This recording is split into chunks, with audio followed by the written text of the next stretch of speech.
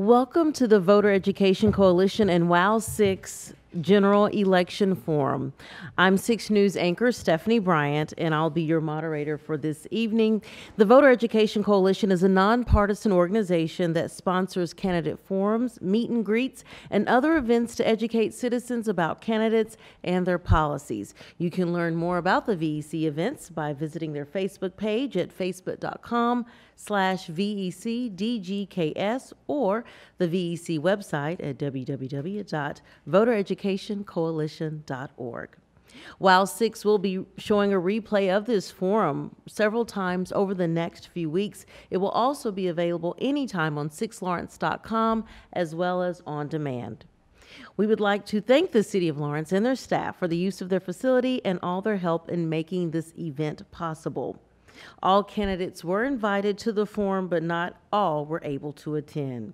Now, the rules for the forum are very simple. I will be asking the questions, and each question will have a designated response time. Candidates will answer the questions at the podium. At the end of this period, you'll hear a bell, and we'll move on to the next candidate or question.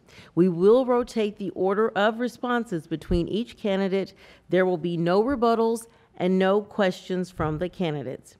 Every candidate will get 60 seconds to give an opening statement, and with that, we'll start with you, Mr. Holland. Well, good afternoon. I'm State Senator Tom Holland. I first want to thank the Voter Education Coalition for sponsoring this event. I think it's extremely important that citizens get to see and hear from those who would seek to represent their interests in the Kansas legislature. I'd also want to thank you, the residents of the 3rd State Senate District, for giving me the privilege to be your voice in the Kansas Senate these past 4 years. This November, there are 2 individuals running for the 3rd Senate District with very different political philosophies. My opponent is married to Sam Brownback's top political consultant. With her, you'll only get more of the same delusional economic happy talk that comes from Governor Brownback, while our public schools, higher education system, social service programs, and highways continue to wither away. When you take a closer look at the candidates running for the 3rd Senate District, their backgrounds and life experiences, I am confident you'll say yes to Tom Holland and no to Sam Brownback and his echo. I ask you for your vote on November 8th. Thank you. Ms. Francisco. If you live in the 2nd Senate District, I'm your State Senator, Marcy Francisco. My family has roots here. My husband, Joe Bickford, is a lifelong Lawrencian. Serving on the City Commission, including 2 years as mayor, I worked to strengthen our neighborhoods and our downtown and started the city's reuse and recycling program.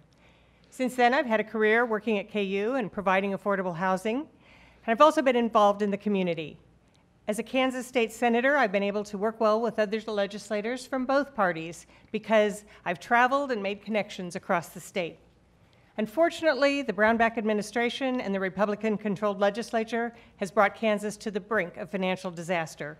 We need a Senate that will move us in a different direction to make a state that works for all of us, collecting enough revenue to cover our expenses through a fair tax policy, adequately funding education from early childhood through vocational, technical, and higher education, investing in infrastructure, accepting federal funds for health care, and supporting a fair and impartial judiciary.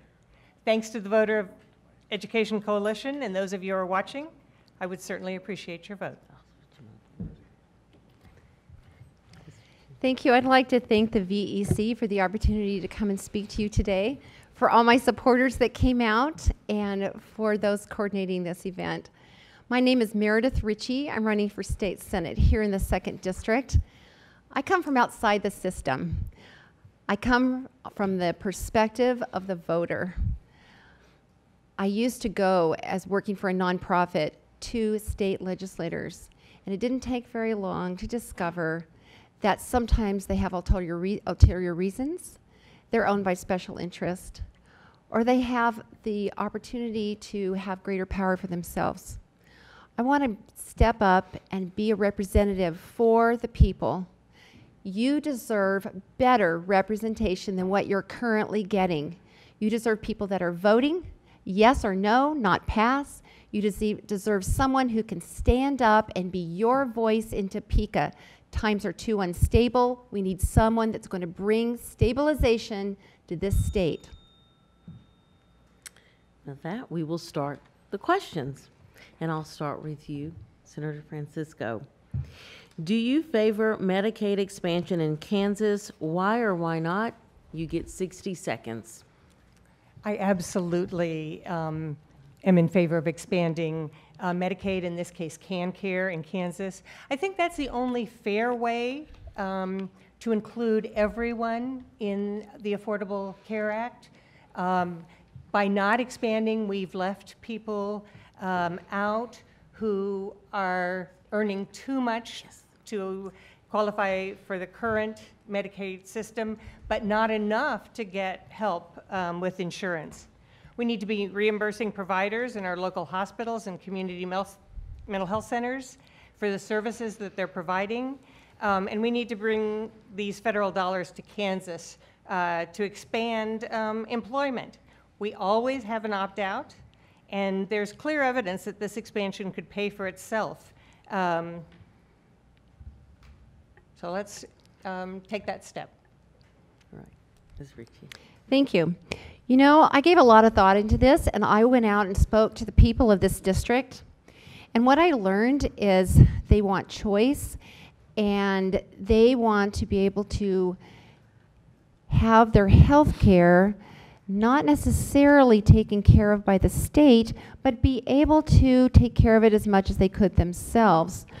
By expanding Medicaid, what happens is the state becomes saddled with a program from the federal government, and over a period of time, it actually has to start paying for it themselves.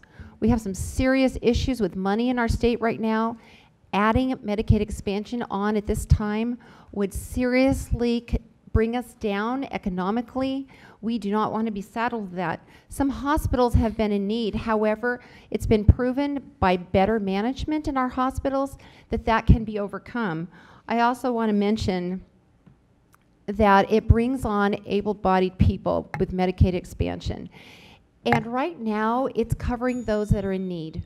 We want to make sure it stays covering those in serious need. Senator Holland. Thank you for the question. I do favor Medicaid expansion for Kansas working poor.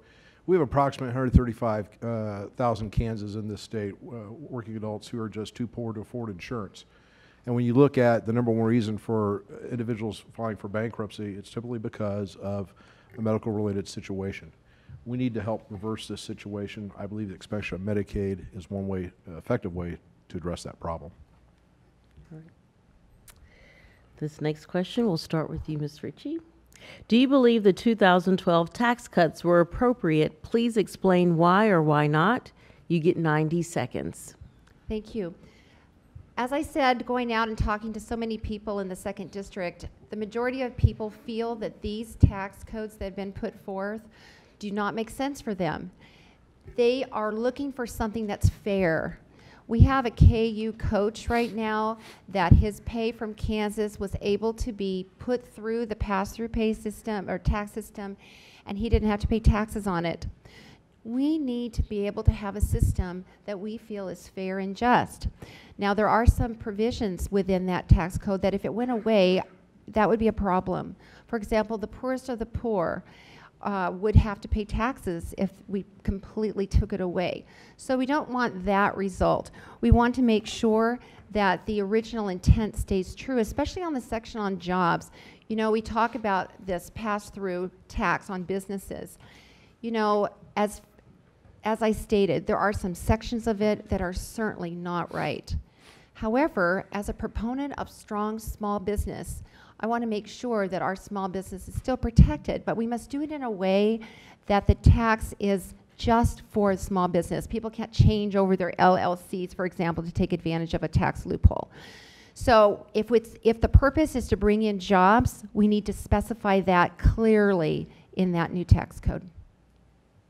Senator Holland. Once again, thank you. That's a great question. No, I believe the 2012 tax cuts were not appropriate.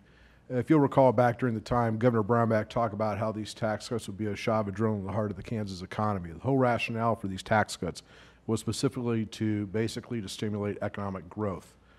To date, there has been no material growth as a result of these tax cuts.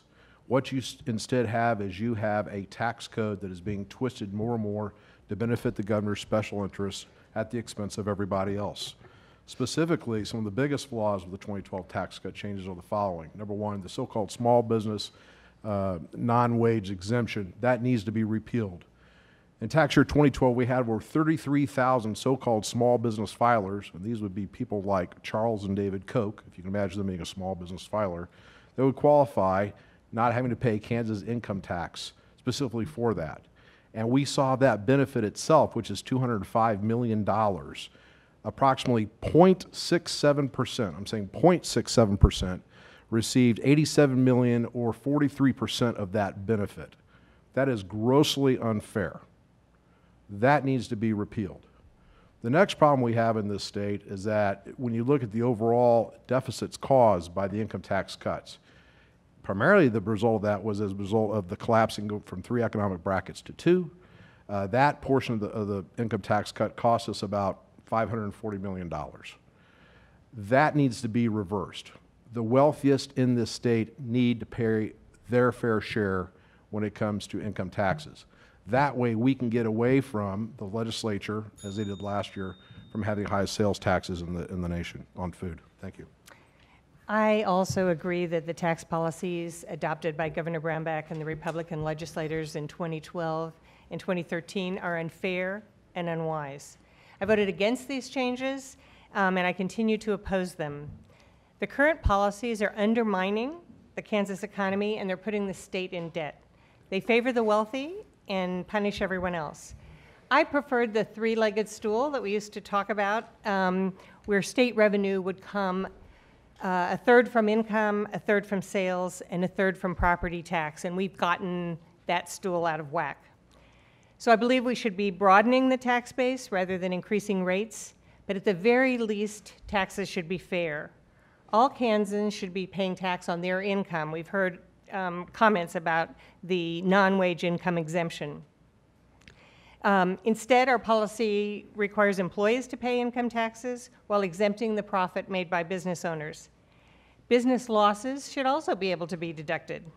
The change to help the poorest of the poor created a cliff where one individual earning more income than another ends up taking home less because that individual earning that dollar over that limit has to pay taxes. We should remove the sales tax from food, or at the very least restore the full food sales tax rebate. We should restore the deductions for property taxes and medical expenses and the homestead exemption for renters. This next question will start with you, Senator Holland. What initiatives would you be willing to support to stimulate job growth in Kansas? You have 90 seconds. The biggest thing we need to do to stimulate job growth in Kansas is to put our fiscal house back in order. Specifically, we have a level of core services in this state that we are currently unable to provide. Whether you talk about the Comprehensive Transportation Highway Program that was supposed to deliver 175,000 jobs during this current decade, whether you're talking about K-12 funding, higher education funding, we need to adjust our revenues to support those core services. So first of all, we need to have a more healthy tax policy that's going to fund core services that we need. Once we are able to appropriately invest in our infrastructure, be it highways, education, higher education, we're going to have those economic incentives that companies most look for when they come to a state to grow. That's what we've got to do to grow jobs in the state. We have to put confidence back into companies and into families that Kansas is a place that they want to live and invest in long term. Senator Francisco. We do need to make investments, and there's a lot of places that the state has the responsibility for making investments that really do help our economy. Probably the biggest one is education. We need to be funding our schools at an adequate rate. We need to be funding early education, technical vocational training, higher education. We could fund research, and I think that's an important area, but instead the state chose to get rid of the Kansas Bioscience Authority, and that I think we're going to see a huge loss from, that was a great way to be investing. We want to invest in infrastructure in our highways. I think we also need to be investing in healthcare, and certainly the expansion of Medicaid would be the kind of investment that would bring more jobs to this state. We need to be investing in clean energy, even if it's just requiring a utility to provide a certain amount of energy from renewables. We should be continuing the energy efficiency plan that the governor took the funds from to invest in the ethanol plant that is now closed. So figure out what things we need to do for our state water plan, for stream bank stabilization, for our reservoirs. Let's make Kansas the place that people and businesses want to come to and stay. Ms. Ritchie. Yes, I really like this question because it gets me all excited. I really believe in job growth. I might have stated it, but 51.8% of all people employed in Kansas are employed by small business. So one of the places to stimulate job growth would be to support our small business. I also would like to form a partner. We need to have a better relationship with KU. On the state level, I think even though my opponent worked for KU, we just are missing something. We need to be right there as a legislature. You know, we don't have to be sitting behind our desks just developing public policy. We can get out there and we can partnership and make a development. I love partnerships. That's what creates growth and opportunity. So let's take the best programs that KU has to offer and let's form partnerships with the state so we can bring these businesses in. You know, one of the reasons they're not coming is because the state has been destabilized. So by stabilizing our tax plan, by keeping our taxes in a position that when someone moves here, they go, great, I want to move to this state. I want to bring my business to this state. We need to make it attractive in that manner. And when we do that, we are going to see this state boom. This next question will start with Senator Francisco. What are your thoughts about borrowing from existing funds to cover projected budget deficits? You each get 60 seconds to respond. When we have created a crisis for ourselves with our budget, we find ourselves with almost no place else to go to get funds, but to take them from other sources. And we may have even done as much of this as we can do, but it doesn't make sense to borrow from the highway fund to pay your current bills because we are going to increase maintenance costs on our highways. It doesn't make sense to borrow from our pension plan and think that we can pay it back with 8%. It doesn't make sense to take fee funds from those professionals who've paid into that. We're expecting those dollars to cover review of their professional services and instead leave those organizations without any money. So it's a huge mistake. We should create a budget that we can balance. Ms. Ritchie. Yes, I'm glad my opponent brought up budget. The way to do that is our first response should not be making cuts and raising taxes, but we should have, we should be able to start looking at how our budget is set. We need to direct all revenues into the general fund, and it's not the current practice right now.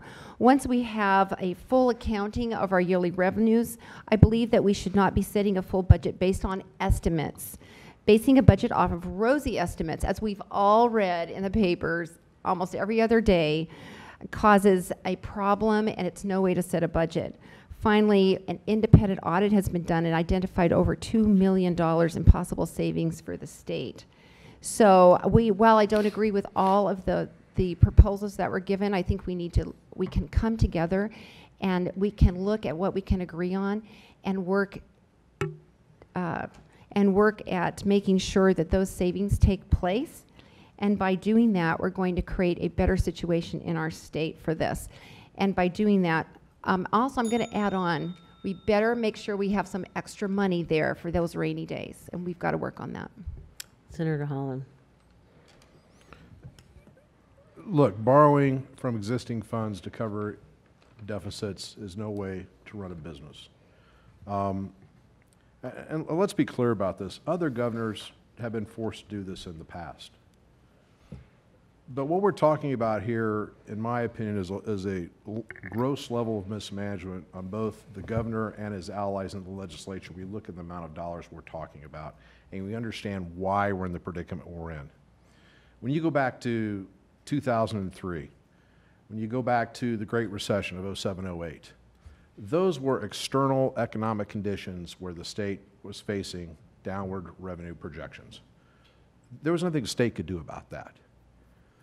We're talking, however, in the case that we're currently in, this is a self-inflicted wound by the governor of a disastrous tax policy that never materialized the jobs that he claimed that it would. Just last week, Chris Courtwright, out of the Legislative Research Estimate Department over there in Topeka, talked about $920 million more money that we would have if we had not adhered to that tax policy. What we're doing is wrong. The next question will start with you, Ms. Ritchie. Do you believe the current level of funding for K through 12 education is sufficient? Please explain why or why not. You have 90 seconds. Well, this is the most important issue hitting the state right now. We have to strengthen our local control, and we have got to get that money into the classroom. My background's in teaching. I have 4 kids, and I have 9 grandkids. And I get how important it is. Every parent wants to be able to send their kids to our schools and make sure that they come out with an education that's going to bring them prosperity and the ability to take care of themselves going into the future and their families. So let's make sure, you know, we don't do enough talking to the teachers. I see a lot of talking over the teachers, going to various places to find out answers. We really need to bring the teachers together. So as part of the funding problem next year, I propose that we bring those teachers together in a forum and we really make them part of the discussion, because I'm tired of teachers having to go to Walmart, and I'll add, I'm tired of parents paying extra fees for free public education. So let's get this funding under control. Let's make sure that they are adequately and equitably funded, and that it gets into the classroom to help our children. Thank you. Senator Holland. Well, you know, that's another great question. And quite honestly, I think anybody, when they're looking at people running for the State House today, you need to look at your legislative candidates, and they need to answer that question with a yes or no. A lot of candidates won't answer that question with a yes or no. They want to dance around the issue. I'll answer it with an emphatic no. We are not sufficiently funding education, K-12 education. Prior to the governor and his legislative allies basically blowing up the current school finance formula and forcing basically this block grant funding scheme, we had a formula. It worked. It was constitutionally adequate. The problem is that the legislature did not have the political will to fund the formula completely because there was no money based on the disastrous tax cuts. We need to have legislators in Topeka that will adhere to the Article 6, Section 6 basic requirement that says that the legislature shall make suitable funding for education in this state. That's our job. Now, the legislature back in 2001 did a study, Augenblick and Myers. We know what it costs to fund education in this state. There's no dancing around that. The question is, do you have a legislature that has the will to pony up the funds? I will be one of those legislators who will be going back to Topeka to be advocating that we reinstitute the old formula. It probably needs to have some changes, maybe needs to be freshened up a bit, but we need to fully fund that formula. The legislature has a constitutional and a moral responsibility to adequately and equitably fund our schools, and we have not lived up to that responsibility. The base state aid per pupil had been reduced, and then the block grant funding froze it at that reduced rate. So for 2 years now, we're no longer tying the money that we're giving to schools to the number of students who've enrolled in that school. So districts like Lawrence, where there's an increase in enrollment, are really getting hurt. Money to the classroom is important, but there's a whole lot of other things that need to be funded as part of education. And we need to make sure we are funding libraries, we're funding staff support, we're funding the transportation to get kids to school. Good teachers struggle when their classrooms are overcrowded. The administration is having more difficulty retaining good teachers when the working conditions are difficult, and the legislature isn't funding teachers' pensions or is eliminating due process. To reach all students, funding should be available for music and art, as well as reading, mathematics, and science. Most importantly, to ensure that all students are prepared to succeed, the legislature must support a social safety net to make sure that students are prepared to go to school. This next question will start with you, Senator Holland. Which committees would you like to serve on and why? You have 60 seconds. The committees I would like to serve on are the committees I currently serve on. In the Senate, we're a motley band of 8 of a total of 40. I think, in fact, because of my small business background, I have been made, and appreciate being made by Leader Hensley, the ranking minority member of both Senate Assessment, Taxation, as well as Commerce committees. Both those committees, I feel, are going to be very vital to moving the state forward. First of all, obviously, with Senate Assessment and Tax, that's going to get to the core heart of these issues going back to the legislative session in 2017. So if I am fortunate in being reelected, obviously I want to help lead that discussion across party lines to how we get the state financially back on track. I also am interested about going back to work for the Commerce Committee. I'm ranking on that. We did a lot of things, we talk about a lot of things in commerce, types of business economic policies. I look forward to reversing some of the things that the Brown administration has done negatively to our state with that as well. I've appreciated the committees that I've been appointed to. I am currently serving as the ranking minority member on Agriculture, Natural Resources, and Utilities, and I also serve on the Ways and Means Committee. So it's been really interesting, especially as we were talking about a state water plan, talking about energy issues, talking about making a local food and farm task force, to see how information in those committees could work to help. I'd also like to see the reinstatement of the Arts and Culture Committee that I enjoyed being on.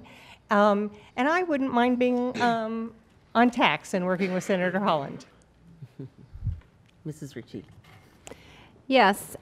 Well, first and foremost, I'd like to be on the Education Committee because that is my background and I have a strong interest in that. Do you know that right now 60% of our Kansas graduates that are going to Johnson Community College are taking remedial classes? And having to take remedial classes, that's a huge concern. We have got to step up, and that idea that our students are not achieving what they need to achieve really needs to be addressed, and I really feel that being on the Education Committee would be helpful in that. I'd also like to be on the Ag Committee. We used to live in Lawrence, and then we moved to Jefferson County, and I watch how hard our farmers work, and I'm very interested in supporting our farmers. It's a huge segment of our Kansas population and the beef industry and associated businesses that go along with that. Also, I'd like to be on the Public Health and Welfare Committee. We have a problem with opiates in this state. We need to address that. We need to address mental health. And those are great concerns of mine. Right. This next question, what are your thoughts on movements such as Black Lives Matter and Standing Rock? What can the state do to address the concerns of these movements? You each get 60 seconds. We'll start with Senator Francisco. I think that it's going to be very important for all of us to recognize the differences in opportunities that have been available to individuals based on their race and based on their zip code. So in terms of Black Lives Matter, the state does provide some funding for the Kansas Law Enforcement Training Center, but we need to be recognizing that this isn't just a matter of police training, that there's a very real difference between a traffic stop and an investigatory stop, and make sure that we're not stopping people asking inappropriate questions, putting them in a situation where the police is not being helpful to someone who has not committed a crime. I was one of the few senators who voted against the property tax abatement for the Keystone Pipeline. I think we have to be very careful making sure that we respect property rights. Mrs. Ritchie. Yes, these groups have concerns, and certainly they need to be addressed. I believe that we also need to not forget that they need to be addressed in a civil manner, and that they need to follow what is set out when they go address their issues. So I really want to make sure that that's set forth. I think that all lives matter. I really have a great deal of respect for our first responders, and I think that we owe them the idea that they're not inherent with racial issues, and they certainly have done a wonderful job in our community and in our state. You know, my opponent's talked a lot about safety issues, but, you know, she's voted pass on a number of safety issues, including a lifetime imprisonment sentence for aggravated habitual sex offenders, which means she didn't vote yes or no. She voted pass on making sure individuals convicted of violent crimes are not able to teach in public schools. You know, she mentioned safety issues. I think she's proved that pass is not acceptable. Senator Holland. Well, I think the Black Lives Matter movement, and this is just me speaking from my own perspective, you know, it obviously, I think, has, you know, just reinforced me and countless millions of others across the country that, you know, there are racial profiling issues out there. And we need to all recognize, you know, that as a nation of diversity, you know, that we have to respect our perspectives. But I think the best way we do that is we come together as groups. We have law enforcement work with communities. And I feel positive that, you know, eventually, you know, as the awareness of these issues are raised, that we can successfully work through them and have a better society. What restrictions, if any, should the state of Kansas place on abortion? What are your thoughts on funding Planned Parenthood? You each get 60 seconds for the two-part question, and we'll start with you, Mrs. Ritchie.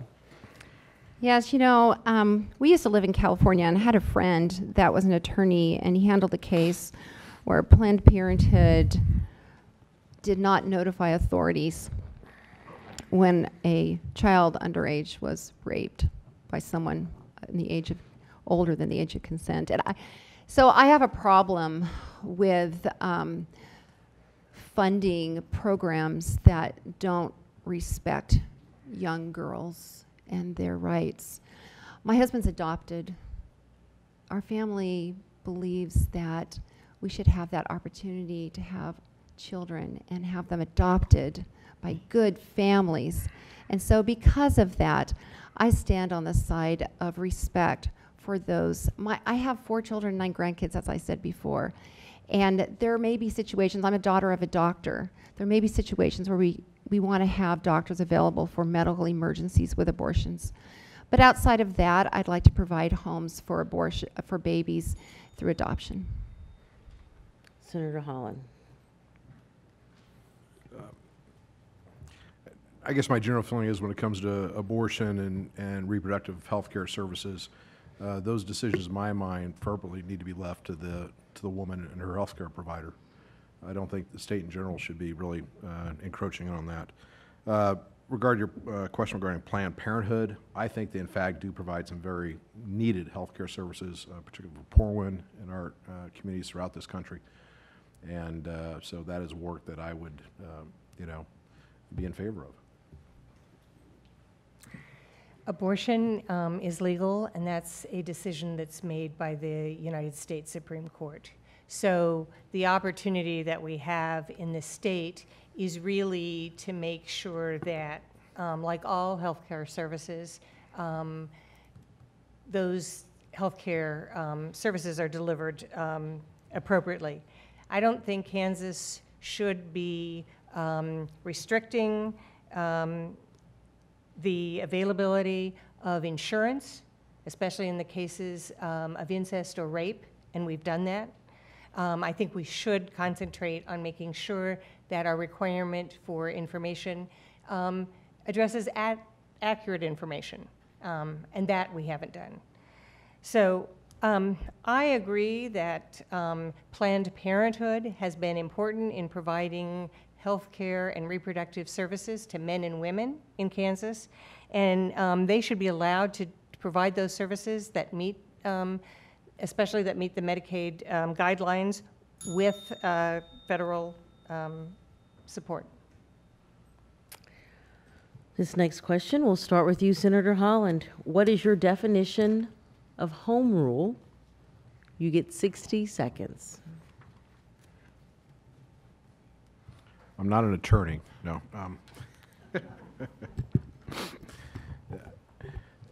To me, a very simple definition of home rule is basically where the state constitution has not carved out through government and the legislature, basically what I would say uniform application of law across municipalities in the state. So in my mind, specifically where the Constitution and the statutes do not uniformly talk about issues, that is things that should be left up to home rule, i.e. the local units of government. I think Senator Holland was correct that home rule refers to an opportunity where the state has not adopted a uniform application of a statute, then a local unit should be able to address that issue as most appropriate for that local level of government. One of the things that we've seen certainly is, I think, intrusion from the state into local and county responsibilities. And if we have legislators that haven't had any experience in local government, then I don't think they have an understanding of the responsibilities that those local governments have and where we should let them carry out those responsibilities. Actually, if we had someone that didn't have experience in local government, we'd have to knock out our president. So I don't think that really has anything to do with it. I think that I'm going to take a different focus on it because it's been discussed about following the Constitution compared to going down the hill. You've also got the federal government mandating specific things for your states. And I think that our states have to really stand up because we have things that are mandated and then the states don't have the money to pay for it. And that becomes a very difficult situation. So I really believe in states' rights. I think we have to look at that. And the same thing with the state mandating something to the local government that may not have the funding for it. There needs to be some understanding there. So definitely there needs to be respect. But it does have to do with the Constitution, and we need to make sure that the Constitution of the state is respected.